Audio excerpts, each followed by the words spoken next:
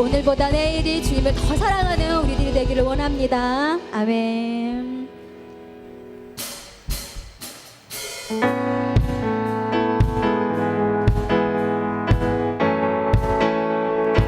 주 이름 찬양드립니다.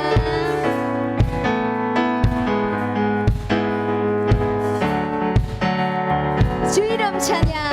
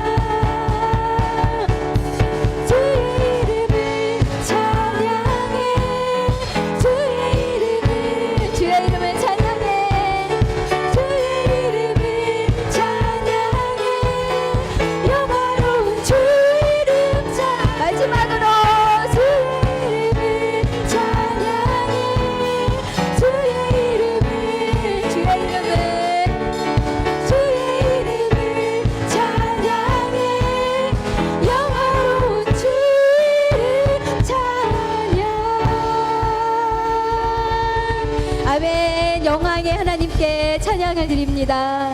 아멘.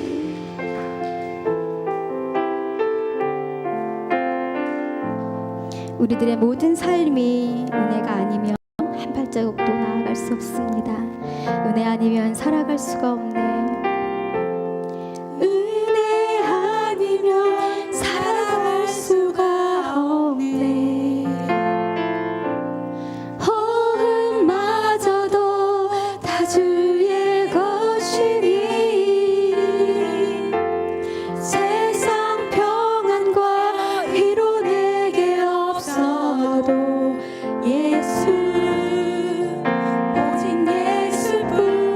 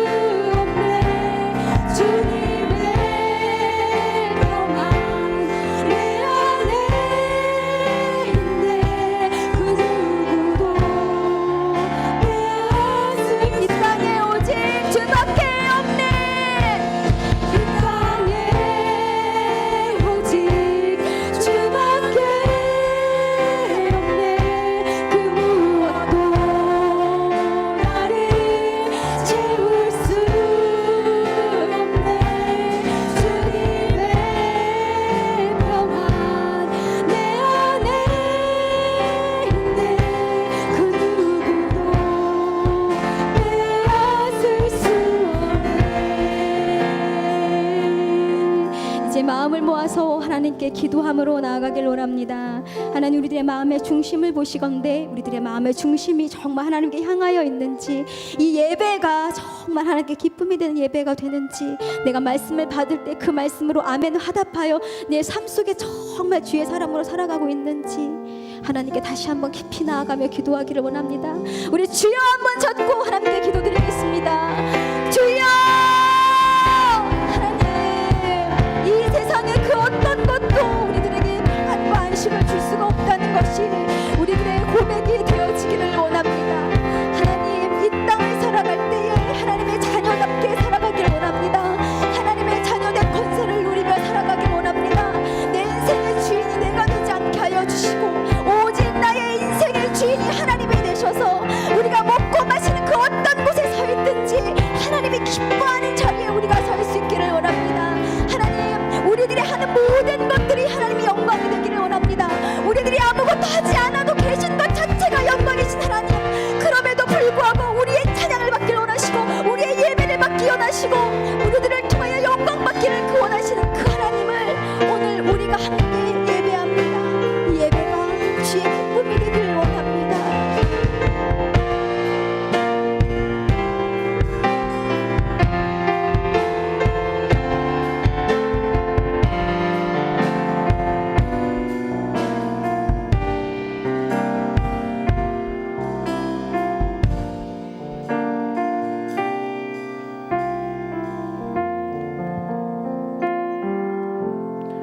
우리 예배를 받으시는 하나님 아버지, 오늘도 저희들을 주님 전으로 인도하여 주시고 이른 아침 시간부터 이 시간까지 주님 찬양하며 예배하며 성도가 교제하며 말씀의 은혜를 나누게 하시니 감사하고 찬송합니다. 거룩하신 주님, 저희들은 주님의 품 안에 있는 하나님의 백성임을 이 시간 고백합니다. 주님, 이때에는 모여들어 주님의 말씀을 듣고 함께 교제하며 새 힘을 얻게 하셨으니 주님, 이제 말씀을 듣고 세상에 나아갈 때 흩어져서는 하나님의 뜻을 행하며 하나님을 드러내는 삶을 살아 많은 이들에게 하나님의 사랑과 은혜를 전하도록 역사하여 주시옵소서. 하나님, 이 시간도 말씀 주시기를 원합니다. 하나님 말씀을 함께 듣고 나누게 될 때에 주님, 손으로 적지만은 마음에 새기게 하시고 주님, 입으로 되뇌이지만은 머릿속에 기억하게 하시며 하나님, 이 시간에 그 어떤 잡생각이나 다른 생각들 물리치게 하여 주시고 온전히 주님께만 집중하는 복된 시간 되도록 역사하여 주시옵소서. 하나님을 아는 것이 구원이며 하나님과 동행하는 것이 참된 천국임을 깨달아 알게 하여 주시옵고 하나님, 때마다 시마다 하나님께서 주시는 사랑과 지혜와 능력과 힘을 공급받아서 우리 주님께 공급받아 유통시키는 삶, 주님과 동행하며 기쁨으로 누리는 삶 살아가게 하여 주시옵소서. 이 시간도 저희들을 불러주심을 감사하고 예수님의 이름으로 기도하옵나이다. 아멘.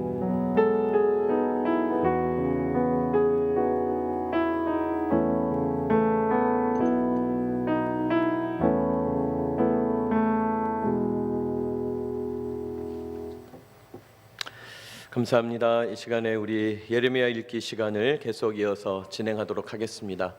들어오실 때 유인물은 다 받으셨습니까? 네, 볼펜도 다 챙기시고 우리 메모해 가면서 우리 함께 말씀 듣기를 원합니다.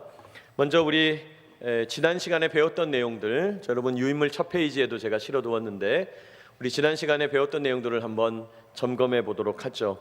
여러분, 우리 지난 시간에 하나님은 불순종의 언어를 심판하신다 그랬습니다. 하나님께서 불순종의 행동, 불순종의 생각 이런 것도 심판하지만 무엇보다 불순종의 언어를 심판하신다. 하나님을 거부하고 하나님 존재를 부정하는 불순종의 언어, 예를 들면 뭐가 있을까요? 하나님이 어디 있어? 신이 있다고? 그딴 건 뭐야? 이렇게 말하는 것, 그걸 하나님 심판하신다는 거예요. 그러면서 불순종의 언어는 입의 말이 불이 되는 심판을 당할 거다. 성경에 그렇게 되어 있어요. 너희들 입에서 말이 나오는데 그 말이 너희 입에서 불이 붙을 거다. 끔찍한 이야기죠. 하나님의 존재하심과 통치하심을 늘 의식하면서 순종의 언어, 하나님을 인정하는 말과 관점을 사용해야 된다. 우리 지난 시간에 그렇게 배웠습니다. 또 지난 시간에 유다 백성들은 두 방향에서 죄를 지었다. 하나는 위로 하나님께 죄를 지었고 옆으로 이웃에게 죄를 지었다. 근데 이건 두 가지 방향이 아니라 위와 옆 두 방향이지만 총체적으로 죄를 지은 거다 그랬어요. 여러분, 하나님은 도덕적인 죄도 문제라고 생각하시고 사회적인 죄도 책망하시지만은 그것보다 더 심각한 죄는 뭐냐? 하나님을 경외하지 않는 죄, 하나님의 질서를 거스르는 죄를 더 심각하게 보신다는 거예요. 제가 이런 말씀 드릴 수 있을 것 같아요. 우리가 흔히 그런 얘기 하잖아요. 부모도 알아보지 못하는 것이 어떻게 훌륭한 사람일 수가 있겠냐, 우리 이렇게 얘기하잖아요. 여러분, 부모를 알아보지 못한다, 뭘 의미합니까? 근원을 알지 못한다는 거예요.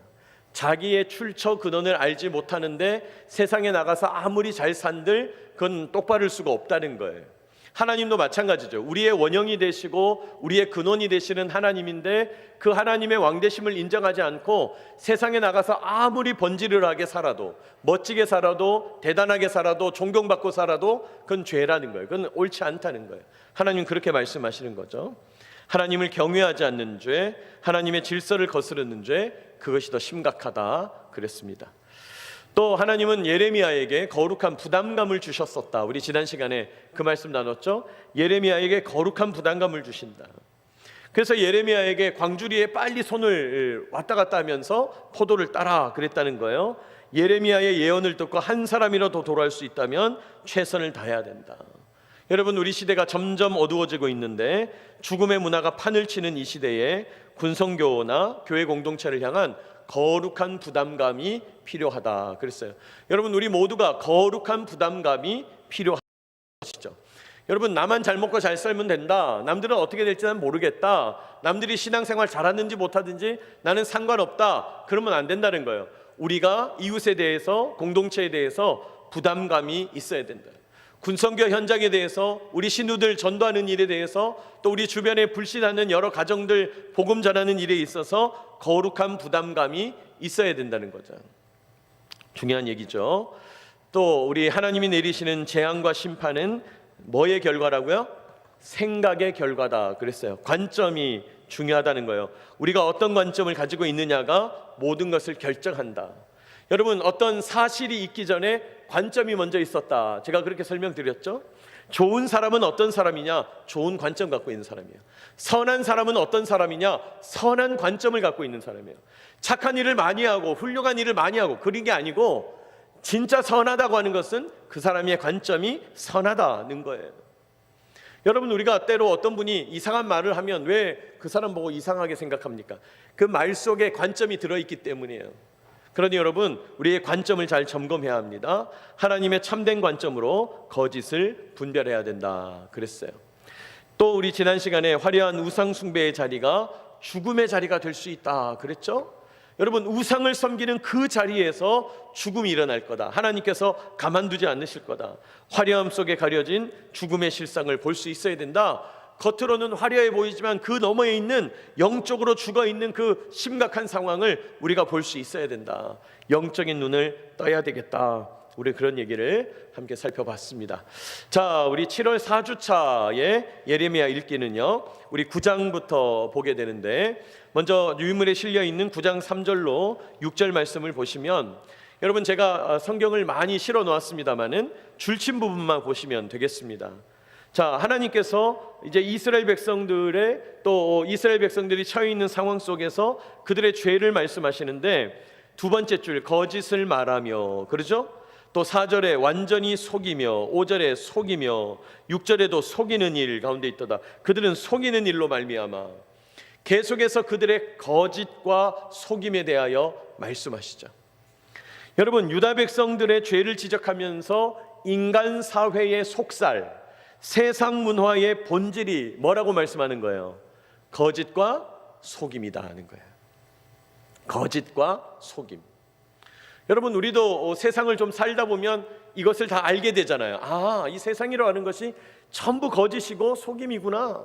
네? 이전에는 찾아볼 수 없는 너무너무 좋은 조건으로 뭔가 물건을 판다 그래서 찾아가 보면 그 물건은 조금밖에 없고 미끼 상품이고, 나머지는 방문한 김에 다른 것 이렇게 덤탱이 씌우려고 하는, 여러분, 그게 세상 문화의 본질이잖아요. 그게 무슨 장사하는 사람들의 악한 생각이 아니라 그냥 세상 속에는 그런 거짓과 속임이 점철되어 있다는 거예요. 여러분, 아무도 믿을 수 없는 세상이죠. 여러분, 세상 문화는 어떻습니까? 우리가 세상에 나가서 조금만 틈을 보이면 세상은 그 틈을 비집고 들어와서 우리를 헤집어 놓습니다. 이웃을 속입니다. 자기 이익을 챙깁니다. 이 세상의 본질은 거짓과 속임이 판을 친다는 거예요. 여러분, 거짓과 속임이 세상 문화의 본질이라면 세상을 살아가는 우리 그리스도인들은 어떻게 살아야 될까요? 목사님, 네, 저는 속이지 않겠습니다. 저는 정직하게 살겠습니다. 이 정도로 되는 건가요? 네? 다른 데는 다 속이는데 나는 안 속인다. 그 정도로 되는 거냐? 그렇지 않죠. 그 정도 수준이 아니라 진짜 뭐가 나를 속이고 있는지를 분별할 수 있어야 돼. 저거 속이는 거구나. 네? 여러분, 뉴스 요즘 많이 보죠? 요즘은 누구나 핸드폰으로 뉴스를 다 보잖아요.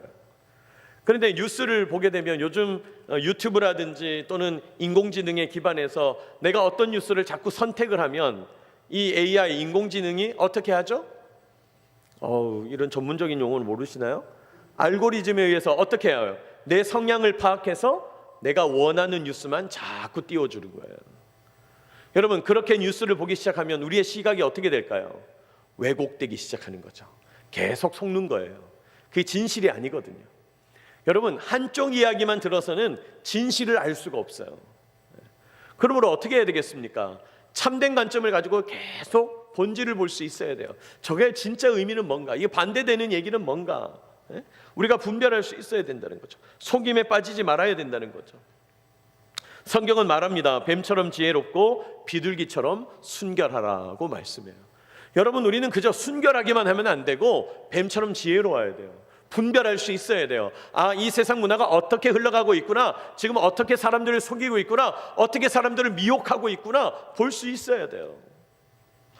여러분, 유튜버 중에서 그런 분들이 있다면서요. 사람들 듣고 싶으니 하는 이야기를 막 하면서 그 사람들한테 경제적인 이익을 취하려고 계속 거짓말하는 거죠. 여러분, 그런 일들이 우리 속에 비일비재한 거죠. 그러니까 일상 속에서만 사기꾼이 있는 게 아니라 그냥 온통 세상이 사기꾼들인 것이죠.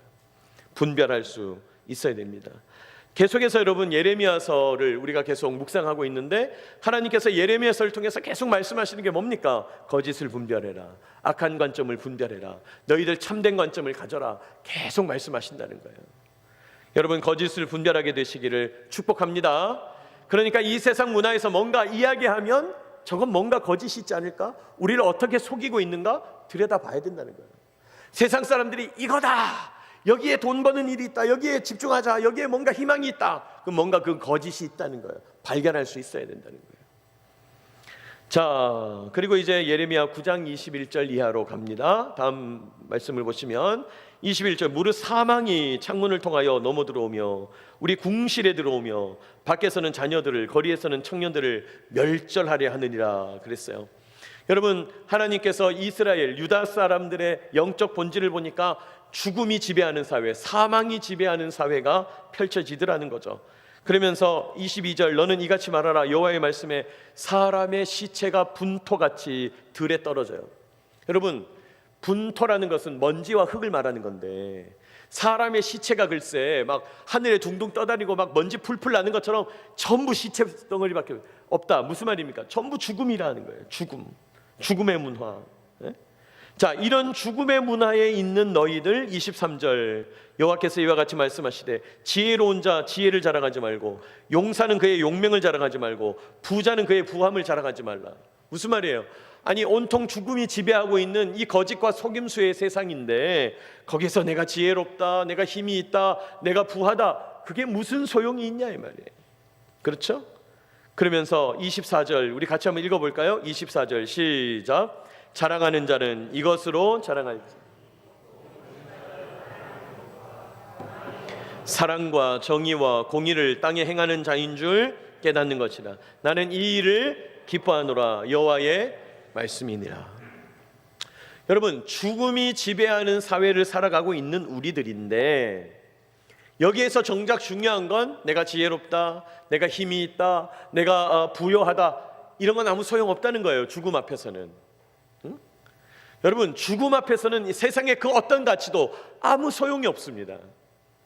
그럼 어떻게 해야 되냐? 정작 중요한 건 뭐예요? 24절, 자랑하는 자는 이것으로 자랑할지니 명철하여 나를 아는 것과 그랬어요. 하나님 아는 것이 유일한 희망이라는 거예요. 하나님 아는 것이 진짜 소망이라는 거예요. 하나님을 알아야 우리에게 진짜 생명이 있다는 거예요.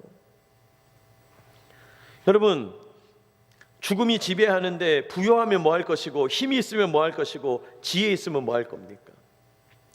우리가 이제 세상을 살면서 이렇게 주변을 보면, 또 우리 자신을 보면요, 여러분, 우리가 뭔가 조금의 지혜를 가지게 되고 힘을 가지게 되고 또 권력을 가지게 되고 부유함을 가지게 되면 인간은 그때부터 뭐에 관심을 가지냐? 내가 가지고 있는 이 알량한 부유함, 이 알량한 힘, 알량한 지혜를 어떻게 유지할까? 어떻게 계속 가질 수 있을까? 그러니까 어떻게 해야 돼요? 안전해야 되고, 그러니까 어떻게 해야 돼요? 건강해야 되고, 그러니까 어떻게 해야 돼요? 장수해야 되는 거예요. 거기에 초점이 있는 거예요. 내가 조금이라도 세상에서 뭔가 가졌다면 어떻게 하면 더 오래 살지? 어떻게 하면 내가 더 건강하지? 자꾸 그런 데 초점을 둔다는 거죠. 그러나 여러분, 그게 희망이 될 수 없습니다. 건강하지 않은 분들 중에 난 건강하지 않아도 좋아 이렇게 생각해서 건강하지 않게 된 분은 아무도 없죠. 내가 건강해야지, 오래 살아야지 결단한다고 되는 문제가 아니에요. 여러분, 저는 감히 여러분에게 이렇게 말씀드리고 싶어요. 건강은요, 질서의 문제예요. 제가 계속해서 창조 하나님의 질서 이렇게 말씀합니다마는 건강도 철저하게 질서의 문제라고요. 저 사람이 왜 건강하지 않지? 잠을 못 자서 저래. 아니에요. 그건 거짓말이에요. 잠을 적게 자는 사람도 건강한 사람은 건강해요. 여러분, 건강은 철저하게 질서, 갑자기 건강 강좌가 된 것 같은데 하여튼 건강은 철저하게 질서의 문제다. 무슨 말이냐? 진짜 질서의 주인 되시는 하나님을 만나는 거죠. 하나님을 아는 거죠. 하나님을 알게 되면 어떻게 됩니까? 우리의 영적인 하나님과의 관계가 바르게 세워져요. 영적인 질서가 먼저 세워져요. 그렇게 영적인 질서가 세워져서 하나님 안에서 내 삶을 해석하게 되면 진정한 은혜와 평강이 내 삶에 선포돼요. 제가 지금 엄청 중요한 얘기하고 있어요. 잘 듣고 계셔야 돼요. 여러분, 하나님과의 관계 속에서 영적인 세계 질서가 세워지면 하나님 앞에서 우리의 삶을 해석하게 되는데 고난이 있다, 어려움이 있다, 고통이 있다, 이게 문제가 아니고 어떤 상황이든지 하나님께서 무엇을 원하시는지를 알게 되면서 참된 은혜와 평강을 누리게 된다고요. 자, 우리의 영혼이 그렇게 영적으로 바로 서고 참된 은혜와 평강이 세워지면 육체는 당연히 평안한 거예요. 육체는 당연히 건강해지는 거예요. 여러분, 기억하시기 바랍니다. 육체는 마음과 철저하게 연결되어 있어요. 이건 영적으로 무슨 목사가 얘기하는 게 아니라 이미 현대의학에서 검증된 거예요. 여러분, 우리의 육체계, 우리의 이 척수에 있는 이 모든 건강을 주장하는 이 육체적인 부분은 전부 신경계와 밀접하게 연결되어 있거든요. 신경계는 전부 뇌와 연결되어 있거든요. 뇌는 전부 마음의 문제거든요. 관점의 문제거든요. 생각의 문제거든요. 영혼이 바로 서야 육체가 건강하다. 이건 단순한 문제가 아니라 하나님을 아는 것이 생명이란 말이 실제로 과학적으로 검증됐다는 거예요. 여러분, 하나님을 알면 우리의 건강도 온전히 회복되게 될 줄로 믿습니다. 그러므로 하나님 아는 일에 집중해야 돼요. 하나님 아는 일이 제일 중요한 거예요. 여러분, 좋은 건 먹으러 다니는 거 그 좋기는 한데 가성비가 떨어지죠. 왜요? 다 소화시킬 수 없으니까요. 여러분, 사람마다 가성비가 다 달라요. 어떤 사람은 밥 한 그릇 먹었는데 그대로 흡수하는 사람이 있고, 어떤 사람은 너무너무 좋은 보약을 먹었는데 그대로 쏟아내는 사람이 있는 거예요. 그 사람마다 다 다르다고요. 좋은 것 먹는다고 해서 건강해지는 게 아니에요.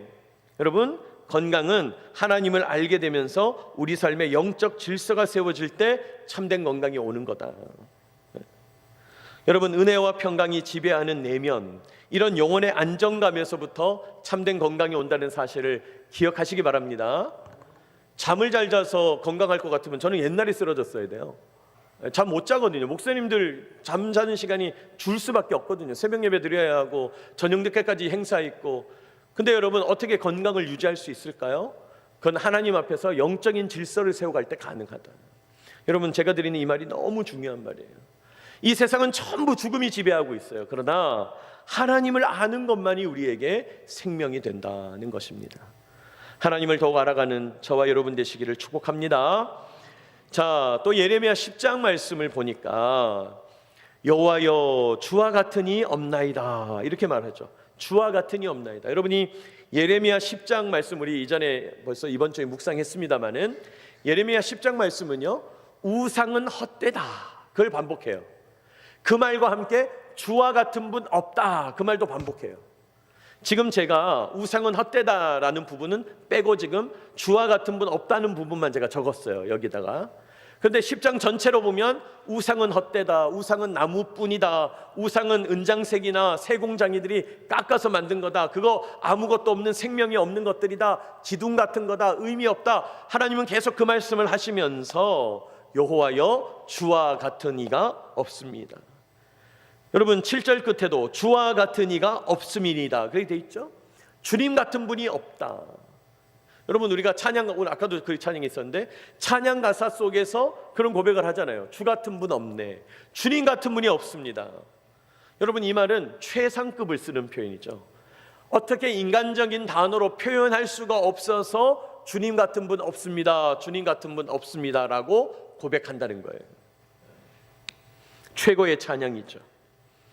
여러분 그러면서 그 주님 같은 분 없다는 킹 오브 킹스, 왕 중의 왕, 만군의 여호와, 그 하나님은 어떤 분이냐? 16절에 보시면 야곱의 분깃은 이렇게 돼 있죠. 야곱의 분깃은. 자, 그 최고의 하나님이 야곱의 분깃이 된다는 거예요. 여러분 이 분깃이라는 말은 요즘 말로 말하면 목, 모에다가 기역 시옷을 쓰는 목, 네 몫이 얼마다, 내 몫이 얼마다 할 때 그 목, 또는 분량을 의미하죠. 이스라엘 백성에게 주어진 분량, 유다 백성들에게 주어진 신, 유다 백성들이 섬겨야 할 신앙은 하나님밖에 없다 이 말이에요. 여러분 우리에게 주어진 분량도 마찬가지죠. 만군의 여호와 하나님을 섬기는 것이 우리에게 주어진 분량이에요. 얼마나 감사한 일이에요.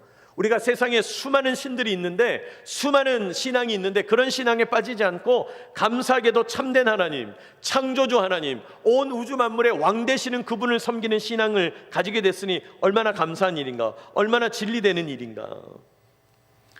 여러분 하나님을 섬기는 것이 가장 자연스러운 일이죠. 우리 하나님을 섬기는 것이 가장 진리되는 일이고 옳은 일이다. 그것을 기억해야 합니다. 그래서 여러분 주님 같은 분이 없습니다. 이것이 최고의 찬양이 되는 거예요. 주님 같은 분이 없습니다.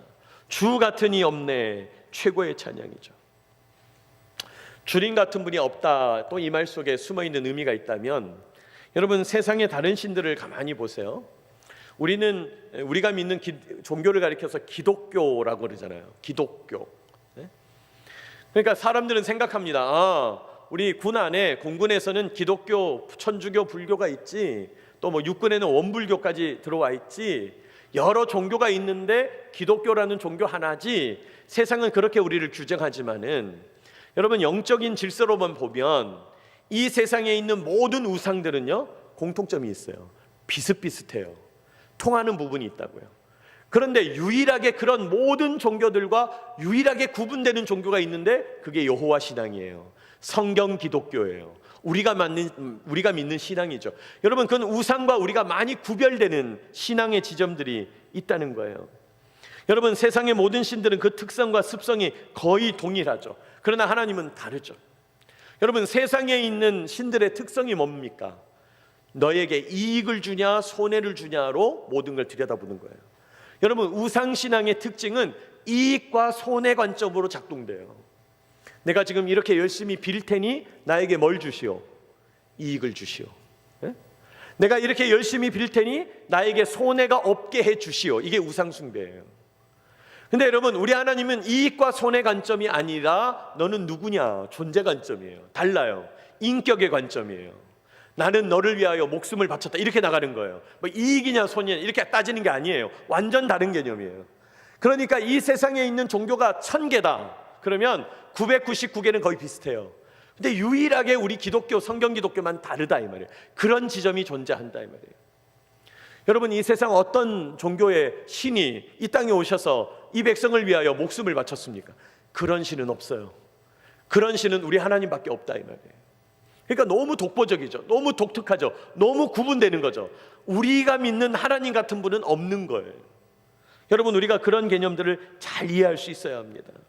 여러분, 이런 하나님이시니 우리가 어떻게 찬양하지 않을 수가 있는가? 주님 같은 분은 없다는 거예요. 여러분, 이런 고백을 가지고 날마다 하나님께 찬양드리게 되시기를 축복합니다. 여러분, 하나님께 자꾸 찬양해야 돼요. 주님 같은 분 없습니다. 주님 같은 분 없습니다. 여러분, 우리가 요즘 들어서 좀 그런 걸 많이 느끼는데, 이 찬양이 자꾸 적어져요. 예배당에 와서 우리 예배 시작하기 전에만 찬양하고 우리 삶에서는 자꾸 찬양이 줄어드는 일들이 나타나죠. 여러분, 여러분의 삶 속에서 자꾸 찬양을 채워야 해요. 어떤 분은 시동만 걸면 극동방송 나오게 만들어서 틀기만 하면 설교 나오고 찬양 나오게 하겠다. 그런 분도 있어요. 좋은 방법이죠. 어떤 분은 계속해서 자기가 있는 그 공간에서 계속해서 은은하게 찬양이 나오도록 만들어 놓는 경우도 있는 거죠. 여러분, 어떻게든 여러분의 삶 속에 자꾸 찬양을 채워야 합니다. 근데 여기서 제가 말씀드리는 찬양이라고 하는 것은 하나님을 직접적으로 높이는 걸 말하는 거예요. 하나님을 직접적으로 높이는 찬양. 하나님, 당신은 왕이십니다. 하나님, 당신은 높으십니다. 하나님, 당신 같은 분이 없습니다. 하나님의 이름을 직접적으로 높여드리는 찬양. 그냥 기독교 음악 말고 부르면 좋은, 나는 예수가 좋다고 그 정도 수준이 아니라 정말 직접적으로 하나님을 높이는 찬양, 시편 같은 것을 가사로 쓰는 찬양. 여러분, 그런 찬양들이 여러분의 삶에 가득하게 되시기를 축복합니다. 찬양하는 일이 중요해요. 찬양을 자꾸 채워야 해요. 찬양을 자꾸 채워야 돼요. 자, 그리고 이제 예레미야 11장으로 넘어오게 되는데, 예레미야 11장으로 넘어오면 하나님께서 특별히 언약에 대한 말씀을 계속하십니다. 여러분, 1절 여호와께로부터 예레미야에게 임한 말씀이라 이르시되 해놓고 2절 너희는 이 언약의 말을 듣고, 자, 언약 동그라미 해놓으시고 언약. 3절에도 줄친 부분이 언약의 말을 따르지 않는 자는 언약 동그라미 언약. 4절에도 이 언약은 또 동그라미 언약. 또 6절에도 줄친 부분 이 언약의 말을 듣고 지키라 또 나오죠. 언약. 계속 언약. 또 8절 끝에도 밑에서 두 번째 줄 이 언약의 모든 규정대로 그들에게 이루게 하였느니라. 언약. 그러니까 지금 11장에서는 계속 언약에 대한 말씀을 하고 계신 거예요. 언약. 여러분, 교회 오래 다닌 분들은 언약이라는 단어를 여러 번 들어보셨죠? 들어보셨죠? 네, 언약. 그리고 심지어 우리가 보는 성경책 이름도 여러분 옛날 언약, 옛 구자를 써서 구약, 또 새로운 언약, 새로운 신자를 써서 신약이잖아요. 그러니까 우리 신앙은 전부 언약과 관련이 있어요. 언약. 근데 언약이라는 말을 많이 듣는데 실제로 언약이 뭔지를 몰라요. 여러분, 언약, 목사님 뭐 언약 좋은 거죠? 언약, 네, 뭐 성경 말하는 거 아닌가요? 네, 성경, 모세오경 말하는 거 아닌가요? 네, 이렇게 상투적으로, 피상적으로 생각한다는 거예요. 자, 여러분, 오늘 이 언약이라는 개념이 정확하게 뭔지 한번 명확하게 깨달았으면 좋겠어요. 자, 그럼 언약이 뭐냐? 다시 3절 보세요. 3절 줄친 부분. 이 언약의 말을 따르지 않는 자는 뭐를 받을 것이다? 저주를 받을 거다. 뒤집어 얘기하면 언약을 듣고 지키면 복을 받을 거다, 그 얘기죠. 하나님은 언약을 듣고 지키면 복을 받을 것인데 언약을 듣지 않고 거부하고 외면하면, 따르지 않으면 저주를 받을 거다. 그렇게 길을 만들어 놓으셨다는 거예요. 너희들 지킬 거냐 안 지킬 거냐. 너희들 복의 길이 있고 순종의 길이 있고 불순종의 길이 있다. 복의 길이 있고 재앙의 길이 있다. 주님이 두 가지 길을 말씀한 거죠. 자, 4절. 그럼 이제 언약을 설명합니다. 이 언약은 내가 너희 조상들을 새 풀무 애굽 땅에서 이끌어내던 날 출애굽하던 때 너희에게 명령한 거다 해놓고 내가 이르기를, 자, 줄친 부분이 언약입니다. 너희는 내 목소리를, 같이 한번 읽어봅시다. 시작. 너희는 내 목소리를 순종하고 나의 모든 명령을 따라 행하라. 그리하면 너희는 내 백성이 되겠고 나는 너희의 하나님이 되리라. 여러분, 요게 언약이에요. 너희는 내 백성이 되겠고 나는 너희의 하나님이 되리라. 요게 언약이에요. 요 간단한 한 문장, 두 개 문장이 절을 이루고 있어 하나의 문장을 이루는 요 내용.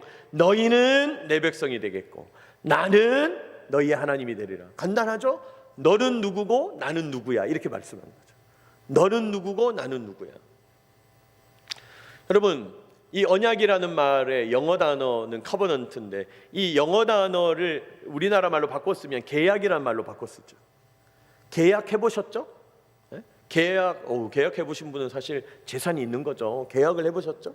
네? 여러분, 계약 썼을 때 딴 거 없거든요. 갑 누구 주소, 이름, 전화번호, 도장 꽉. 을 누구 주소 쓰고 이름 쓰고 도장 꽉. 갑은 누구고 을은 누구예요. 그 다음 밑에는 뭐 있어요? 갑은 을에 대하여 어떻게. 을은 갑에 대하여 어떻게.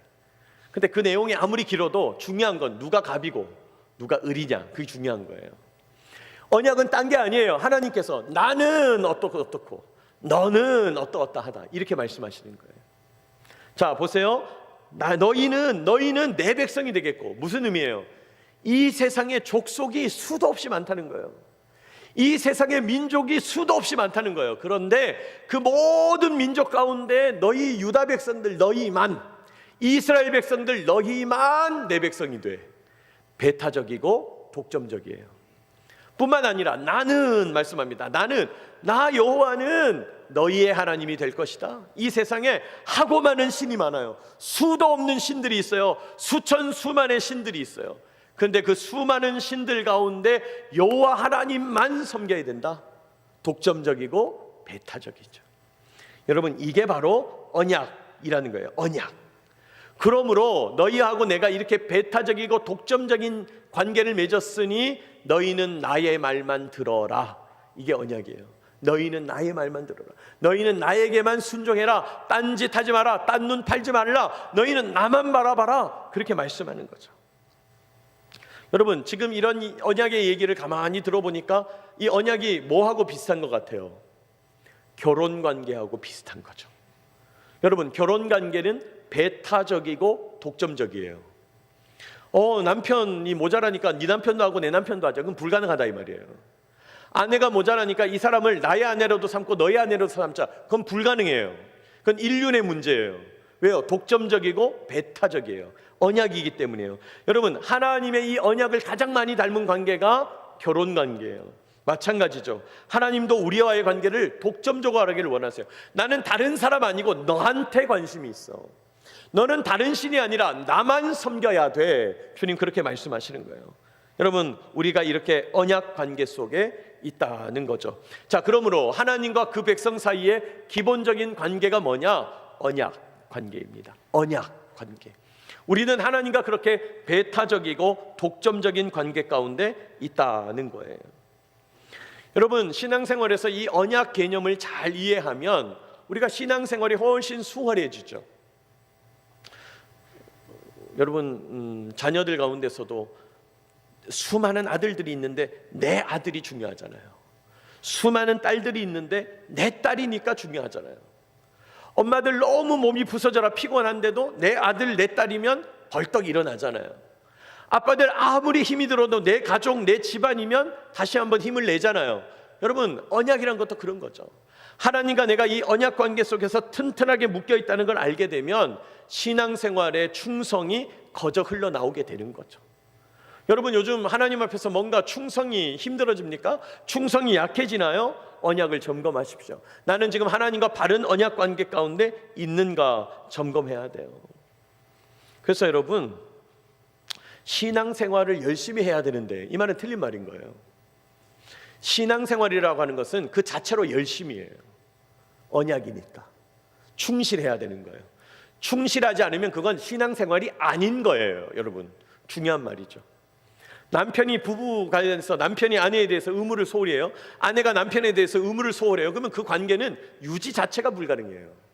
신앙생활도 마찬가지입니다. 하나님과 우리와의 관계는 그저 신실하고 배타적이고 독점적인 거예요. 그러니까 내가 요즘 하나님 앞에서 좀 덜 충성하고 있어, 이 말은 성립이 안 되는 거죠. 왜요? 그건 하나님을 제대로 안 섬기고 있어. 신앙이 성립이 안 된다, 이 말이 되는 것이죠. 여러분, 우리 기독교 신앙에서 자꾸 말씀이 없고 가르침이 없고 배우는 일이 약해지면 어떤 일이 일어나냐? 자꾸 피상적으로 예수를 믿어요. 예수님 우리를 위해서 십자가 지셨죠. 얼마나 아프셨을까? 그래도 예수님을 믿으면 우리는 천국 갑니다. 그 수준에서 넘어서지를 못하는 거예요. 여러분, 신앙은 그 정도 수준이 아닙니다.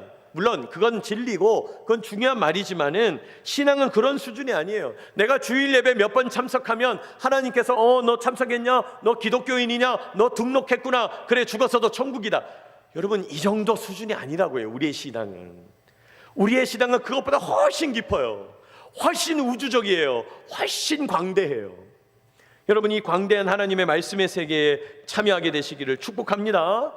여러분 단순히 난 죽어서 천국 가야지 그 정도 수준이 아니라 이 땅에서부터 우리 하나님이 나를 사랑하시고 나만을 귀하게 여기시고 나만 쳐다보시고 나를 사랑하셔서 행하시는 크고 놀라운 일을 경험해야 된다 이 말이에요. 여러분 독점적인 사랑을 받으면 사람이 변하잖아요. 우리가 젊은이들 연애하면 그러잖아요. 요즘 연애하나 봐. 왜요? 얼굴이 달라지니까, 삶이 달라지니까. 독점적인 사랑을 받는 사람은 뭐가 달라도 달라진다 이 말이에요. 여러분 우리 하나님 앞에서 그런 사랑 받게 되시기를 축복합니다. 하나님은 그런 사랑 주시기를 원하는 분이에요. 언약 관계 속에 있다는 것입니다. 오늘 우리 예레미야 9장에서부터 우리 11장의 내용들까지 쭉 살펴보게 됐는데 오늘 이 말씀의 내용을 가지고 우리 같이 한번 기도하겠습니다. 기도하십시다. 이 시간에 기도할 때 하나님, 저희들 세상 문화의 본질을 분별하게 하여 주시옵소서. 인간 사회의 속살이 거짓과 속임임을 저희들 깨달아 알게 하여 주시고 분별하게 하여 주시고 뱀처럼 지혜롭게 하시고 비둘기처럼 순결하여서 주님이 속임을 분별할 수 있도록 깨달을 수 있도록 역사하여 주시옵소서 기도하시고, 주님 이 땅은 죽음이 지배하는 사회입니다. 이 죽음이 지배하는 사회 앞에서 똑똑하냐 아니냐, 부요하냐 아니냐, 힘이 있냐 없냐 아무 소용없는 것임을 고백합니다. 참된 희망은 하나님을 아는 것이요, 하나님을 아는 것에서 질서가 세워지고 우리의 참된 건강도 회복될 줄로 믿습니다. 하나님과의 관계를 바르게 세워서 주님 참된 건강을 허락하여 주옵소서. 주님 우리 삶에 주와 같은 분 없습니다. 주와 같은 분 없습니다. 찬양이 세워지게 하여 주시옵고, 하나님과 나와의 기본 관계, 언약 관계를 통하여서 하나님 나를 배타적이고 독점적으로 사랑하시는 그 하나님의 사랑, 그 하나님의 능력 만나게 하여 주옵소서. 오늘 묵상한 내용 가지고 우리 합심하여서 함께 기도하겠습니다. 거룩하신 하나님 아버지, 은혜와 사랑을 감사합니다. 오늘도 이 시간 주님 앞에 나와 기도하며 간구하게 하시고 주님 바라보게 하여 주시니 감사하고 찬송합니다. 주여 우리대로 내버려 주지 마옵소서. 지켜보아여 주옵소서. 우리에게 쓰임과 권능을 주하여 주시옵소서. 주님 이 세상은 거짓과 속임으로 점철되어 있음을 고백합니다. 주님 거짓과 속임 속에서 저희들 뱀처럼 지혜롭고 비둘기처럼 순결하여 하나님의 말씀을 통하여 진리로 하나님 분별할 수 있도록 역사하여 주시옵소서. 속임을 깨달아 알게 하여 주시고 거짓을 분별하게 하여 주옵소서. 하나님 계속해서 거짓을 분별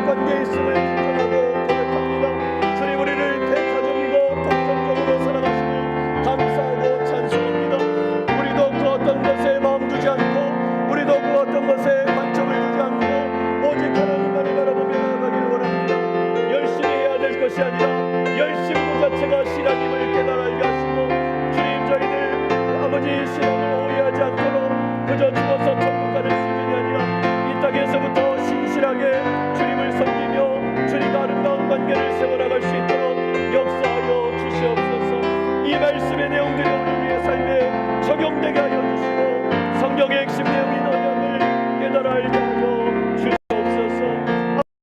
하여 주시고 붙잡아 주시기 원합니다. 살아 역사하시는 하나님, 오늘도 저희에게 말씀하여 주시니 감사하고 찬송합니다. 말씀의 세계는 우주와 같아서 탐험하면 탐험할수록 크고 놀라운 일들이 가득가득한데, 주님 성경 속에서 우리 하나님과 영적인 교제, 영적인 여행을 온전히 떠날 수 있도록 인도하여 주시옵소서. 하나님 말씀을 통하여 참된 관점 세워가기를 원하고 원합니다. 하나님과 바른 언약의 관계를 세워나가기를 원하고 원합니다. 죽음이 지배하는 이 땅, 하나님을 아는 것만이 희망이요 소망이요 생명이 될 줄로 믿습니다. 거짓 관점을 분별하게 하여 주시고 악한 속임수에 넘어가지 않도록 저희에게 영적 분별력을 허락하여 주옵소서. 말씀을 들고 세상을 바라보게 하시고 세상을 바라보며 다시 말씀 속에서 해석하게 하여 주시어서 세상 속에서도 성숙하며 온전하며 말씀 가운데서도 승리하는 주의 성도들이 다 되게 하여 주시옵소서. 오늘도 말씀 속에서 세상을 보고 세상을 통하여 말씀을 깨닫는 주님의 백성들 되기를 소망합니다.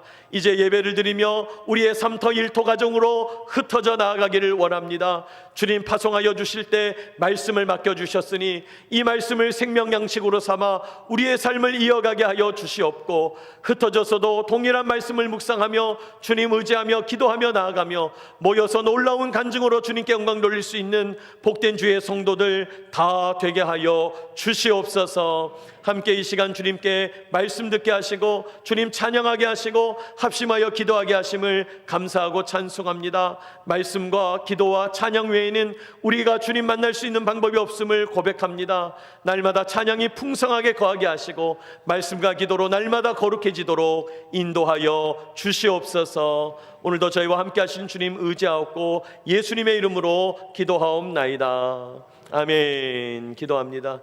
지금은 우리 주 예수 그리스도의 크신 은혜와 아버지 하나님의 끝없는 사랑과 성령님의 교통케 하심이 이 시간 주님 앞에 예배하며 말씀을 듣고 깨닫고 나의 삶에 적용하며 이 말씀대로 살겠다 결단하며 나아가는 주의 성도들 머리머리 위에 예배자들 위에 함께 참여한 귀한 자녀들 그 인생 미래 위에 늘 함께 하시기를 축원하옵나이다.